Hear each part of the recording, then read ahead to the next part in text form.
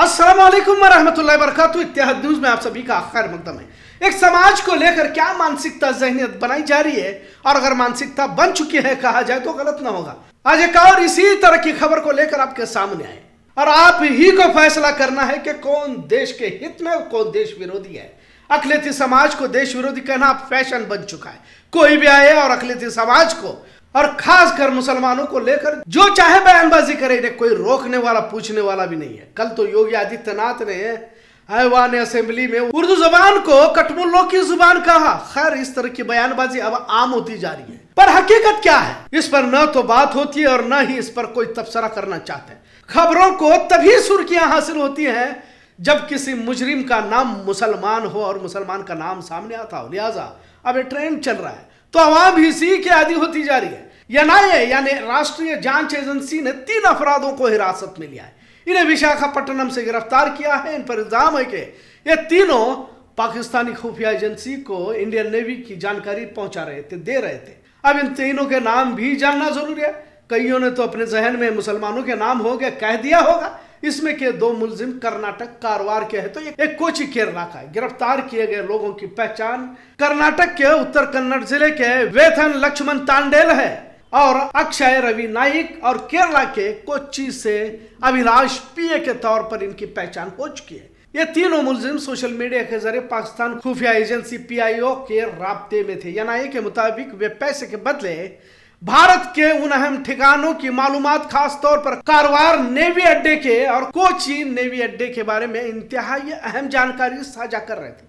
अब तीनों के नाम उर्दू नहीं है, जिसके बाद न्यूज चैनल वालों को मजा भी नहीं आ रहा खबरों को पेश करने के लिए और उन्हें सांप सूंघा है। इस तरह की खबरें आपके सामने रखने का मकसद यही है कि मुजरिम का कोई मजहब नहीं होता, लिहाजा जुर्म को एक समाज से हमेशा जोड़ा जाता है। अब तलाक को लेकर भी यही कहा जाता रहा है कि इसमें ज्यादातर मुसलमान ही है, लेकिन यहाँ भी सच्चाई अलग है। आंकड़े कुछ और कहते हैं, लेकिन खबरों के जरिए जहनों को बदजन करके एक समाज के खिलाफ माहौल बनाने की कोशिश हमेशा होती रहती है। अब क्या अक्सरियत समाज से मुजरिम है इसलिए इनके गुनाह की शिद्दत कम हो जाती है? और ऐसा भी नहीं है कि ये कभी कभार ही पकड़े जाते हैं। अगर आप गूगल करके देख लेते हैं तो पिछले 10 सालों में सबसे ज्यादा गैर मुस्लिम ही पकड़े गए, जिन्होंने पाकिस्तान, जिसे भारत हमेशा दुश्मन मुल्क के तौर पर पेश करता है और दुश्मनी हमेशा बात कही जाती है, खासकर भाजपा और हिंदुत्ववादियों की जानिब से खुफिया जानकारी दी जा रही थी उन्हें। मतलब जुर्म कोई और कर रहा है और इल्जाम किसी और पर थोपते जा रहे हैं। अगर सिर्फ पिछले 2 सालों का भी जायजा लिया जाए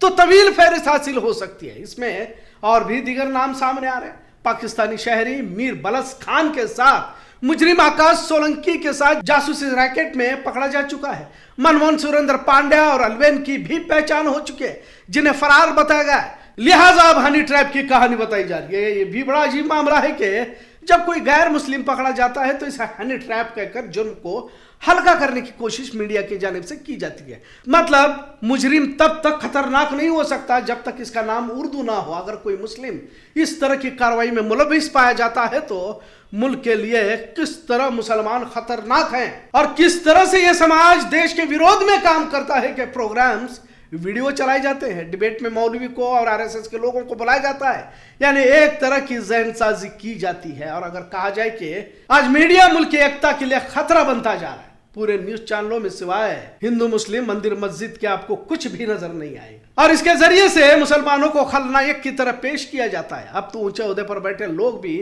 किसी समाज को बेहुदा बातें करने में शर्म महसूस नहीं कर पा रहे। बड़े बड़े दफ्तरों में, अफसरों में तो यह बात है ही।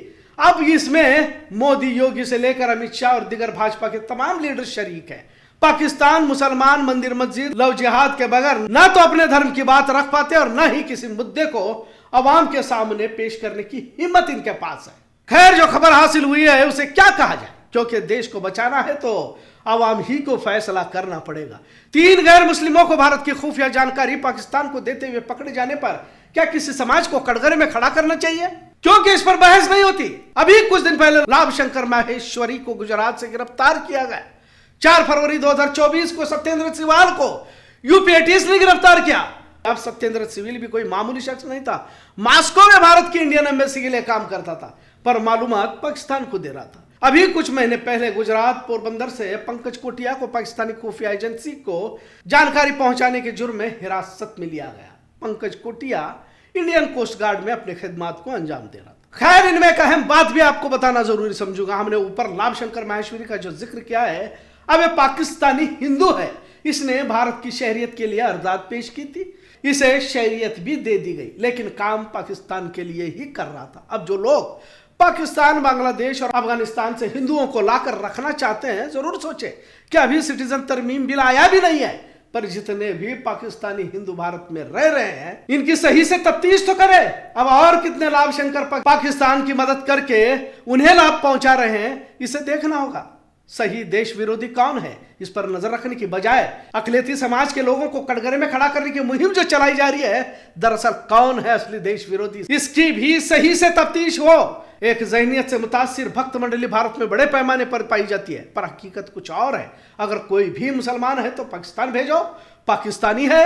ये पाकिस्तान जीतने पर खुशियां मनाता है, कहना जितना आसान है उतना ही उसकी सच्चाई को जानना भी जरूरी हो जाता है। अक्सर तो गैर मुस्लिम ही खुफिया जानकारी पाकिस्तान को दे रहे हैं, पर बदनाम कोई और हो रहा है। मुजरिम का कोई धर्म नहीं होता, इससे पहले भी हमने यह बात कही है। मजहब के चश्मे से जुर्म को देखना, किसी धर्म को तो बदनाम करने की कोशिश में आप कामयाब हो सकते हो, लेकिन असल मुजरिम गिरफ्त से बाहर ही रहता है, और वो दीमक की तरह मुल्क की कुव्वत को इसी तरह खोखला करता रहता है। हमारा तो यह कहना है कि मुजरिम कोई भी हो, मुजरिम किसी भी समाज, धर्म, जात पात से हो, उसे गिरफ्तार किया जाए और सजा दी जाए। लिहाजा एक ज़हनियत से इस तरह भी मुतासिर न होके असल मुजरिम को नजरअंदाज किया जाए। लक्ष्मण तांडेल, अक्षय रवि नाइक और अभिषेक पीए की गिरफ्तारी के बाद क्या इन देशद्रोहियों के खिलाफ भी जुलूस निकाले जाएंगे, या नाम जब तक मुसलमानों का नहीं आता तब तक भक्तों का खून जोश नहीं मरता क्या? ऐसा सवाल भी पूछना लाजिम हो जाता है। आज का मौजू कैसा लगा, इस पर जरूर कमेंट करें। इत्तेहाद न्यूज़ देखने के लिए शुक्रिया। अल्लाह हाफिज।